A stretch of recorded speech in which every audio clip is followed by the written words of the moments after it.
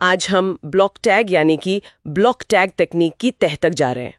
एक सवाल है जो आजकल काफी चर्चा में है, क्या ये ब्लॉकचेन की दुनिया में अगला बड़ा कदम है या फिर कहीं ये बस एक नया फैंसी शब्द तो नहीं जिसे मतलब घोटालेबाज इस्तेमाल कर रहे हैं। हमारे पास कुछ विश्लेषण है इस पर, देखते हैं क्या निकलता है। हाँ बिल्कुल, कोशिश करते हैं समझने की कि ये ब्लॉक टैग है क्या भला, इसकी असली ताकत क्या है, और हाँ सबसे जरूरी, निवेशकों को किन बातों का ध्यान रखना चाहिए। ठीक है, तो शुरू करते हैं बिल्कुल बेसिक से। ब्लॉक टैग आखिर है क्या? मैंने सुना है ये पारंपरिक ब्लॉकचेन से अलग है। ब्लॉकचेन में तो वो ब्लॉक एक सीधी चेन में लगते हैं ना। सही कहा आपने।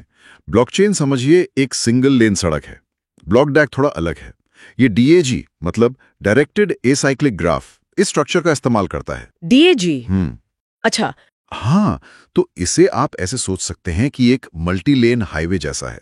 कई गाड़ियां यानी ब्लॉक एक साथ चल सकती हैं, प्रोसेस हो सकती हैं, आपस में जुड़ सकती हैं, उन्हें एक के पीछे एक लगने की जरूरत नहीं। ओह, मल्टी लेन हाईवे, तो मतलब एक साथ कई लेन देन, तो जाहिर है रफ्तार ज्यादा होगी और शायद क्षमता भी। तो उसके मुख्य फायदे क्या है? क्यों इतनी बातें हो रही हैं इसके बारे में? हाँ, आपने बिल्कुल सही पकड़ा। इसके कई फायदे गिनाए जाते हैं। पहला तो है हाई थ्रूपुट, क्योंकि कई ब्लॉक एक साथ बन रहे हैं तो ट्रांजैक्शन कंफर्मेशन बहुत तेज हो जाता है। अच्छा। दूसरा, स्केलेबिलिटी। ये बिटकॉइन या पुराने इथेरियम जैसे चेन्स के मुकाबले कहीं ज्यादा ट्रांजैक्शन संभाल सकता है, और वो भी बिना धीमा पड़े। तीसरा, इसी रफ्तार और स्केलेबिलिटी की वजह से ट्रांजैक्शन फीस भी कम हो सकती है, जो छोटे मोटे लेन देन यानी माइक्रो पेमेंट्स वगैरह के लिए काफी अच्छा है। हाँ, ये तो बहुत जरूरी है। और चौथा, सिद्धांत रूप में ये ज्यादा लोगों को नेटवर्क में योगदान देने का मौका देता है, जिससे विकेंद्रीकरण और मजबूत हो सकता है। सुनने में तो ये सब बहुत ही प्रभावशाली लगता है। तेज रफ्तार, कम फीस, बेहतर स्केलेबिलिटी। लेकिन जैसा कि अक्सर होता है, सिक्के का दूसरा पहलू भी होता है। तो इसके साथ जुड़े खतरे या कमजोरियां क्या है? क्या ये उतना ही भरोसेमंद है जितना ब्लॉकचेन? देखिए, यहीं पर थोड़ी सावधानी की जरूरत है। सबसे बड़ी बात यह है कि ब्लॉकचेन के मुकाबले ब्लॉक टैग तकनीक काफी नई है। मतलब इसे अभी उतना टेस्ट नहीं किया गया है दुनिया भर में। अच्छा, मतलब अभी प्रयोग के दौर में है ज्यादातर। हाँ, कह सकते हैं।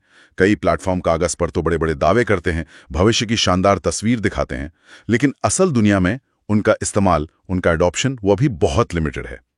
टेक्नोलॉजी में पोटेंशियल होना एक बात है, पर उसका कामयाब होना वो बिल्कुल अलग चुनौती है। और शायद यहीं पर मतलब इसी गैप का फायदा उठाकर घोटाले भी हो रहे हैं।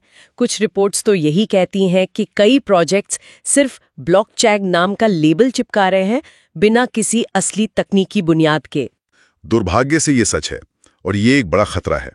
हाल में हमने देखा है कई ऐसे कॉइन या टोकन आए हैं जो खुद को क्रांतिकारी ब्लॉकचेन प्रोजेक्ट बताते हैं। लेकिन उनके पास होता क्या है?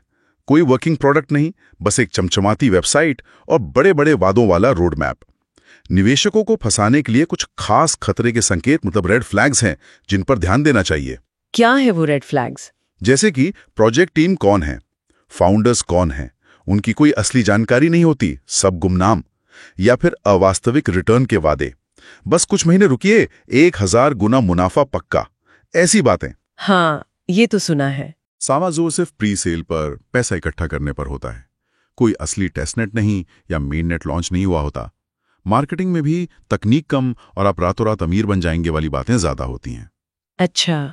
और हाँ, आजकल के जो फैंसी शब्द हैं, डीएजी, एआई, वेब3, इनका खूब इस्तेमाल होता है। लेकिन जब आप गहराई में ले जाएं तो पता चलता है कि पीछे कोई असली तकनीक है ही नहीं। हाँ, मैंने भी पढ़ा था कि 24-25 में ऐसे कई मामले आए जहां नए कॉइन्स ने खुद को ब्लॉक टैग बेस्ड लेयर 1 बताया, पर उनका कोई गिटहब रिपोजिटरी नहीं, टीम का पता नहीं, बस सोशल मीडिया पर जोरदार मार्केटिंग चल रही थी प्री सेल की, और बाद में निवेशक पैसा गंवा बैठे। बिल्कुल। तो अगर हम निचोड़ निकालें तो स्थिति कुछ ऐसी है।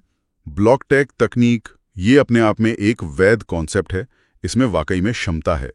कई ब्लॉक टैग कॉइन, इनमें से बहुत से प्रोजेक्ट सिर्फ नाम का फायदा उठा रहे हैं। इनमें घोटाले का खतरा बहुत ज्यादा है। स्थापित प्रोजेक्ट्स जैसे कस्पा या नानो है, जो डीएजी सिद्धांतों का इस्तेमाल करते हैं, वो ज्यादा भरोसेमंद हैं, क्योंकि उनका एक ट्रैक रिकॉर्ड है, कम्युनिटी है, कुछ असल इस्तेमाल भी है। तो अगर कोई इस टेक्नोलॉजी में इंटरेस्टेड है तो उसे सुरक्षित कैसे रहना चाहिए? मतलब सिर्फ मार्केटिंग पर ना जाकर किन ठोस चीजों पर ध्यान देना चाहिए? कुछ बहुत बेसिक लेकिन जरूरी कदम है। हमेशा प्रोजेक्ट का गिटहब चेक करें। क्या वहां सच में कोड लिखा जा रहा है? एक्टिविटी है? व्हाइट पेपर को ध्यान से पढ़ें। क्या वो तकनीकी रूप से मजबूत है या बस मार्केटिंग का पुलिंदा है? अगर टेस्टनेट है तो उसे खुद इस्तेमाल करके देखें अगर मुमकिन हो। अच्छा। उन प्रोजेक्ट से तो बिल्कुल दूर रहें जिनका पूरा ध्यान सिर्फ प्री सेल पर है और दिखाने के लिए कोई काम करता हुआ प्रोडक्ट नहीं है। हाँ। कम्युनिटी की सुने। रेडिट, डिस्कॉर्ड, ट्विटर जैसी जगहों पर असली यूजर्स, डेवलपर्स क्या कह रहे हैं? क्या वहां सिर्फ हाइप है या सच में कोई चर्चा हो रही है? सही कहा। और हाँ, उन इन्फ्लुएंसर से बहुत सावधान रहें जो बिना किसी ठोस आधार के अगला 1000x DAG कॉइन चिल्ला रहे हों। हो सकता है उनका अपना कोई फायदा जुड़ा हो। संक्षेप में कहूँ तो तकनीक की गहराई और टीम की सच्चाई पर फोकस करें, न कि सिर्फ मार्केटिंग के शोर पर। तो कुल मिलाकर ब्लॉक टैग एक वाकई दिलचस्प तकनीकी दिशा है जिसमें काफी संभावनाएं दिखती हैं। लेकिन ये भी साफ है कि इस नाम की आड़ में बहुत से धोखेबाज भी सक्रिय हैं जो निवेशकों को फंसाना चाहते हैं। तो मतलब उत्साह जरूरी है, पर साथ में बहुत ज्यादा सावधानी और अपनी रिसर्च भी निश्चित रूप से। और देखिए, यहाँ एक सोचने वाली बात यह भी है, हर नई शक्तिशाली तकनीक ना एक चुनौती लेकर आती है। वो चुनौती है असली इनोवेशन को खोखले प्रचार से अलग कैसे किया जाए। ब्लॉक टैग बस इसका एक ताजा उदाहरण है। हमारे सामने ये सवाल हमेशा रहेगा कि हम असली क्षमता वाले प्रोजेक्ट्स को कैसे पहचानें और कैसे खुद को सिर्फ मार्केटिंग और हाइप के आधार पर बने भ्रमजाल से बचाएं। ये एक लगातार सीखने वाली प्रक्रिया है, कह सकते हैं।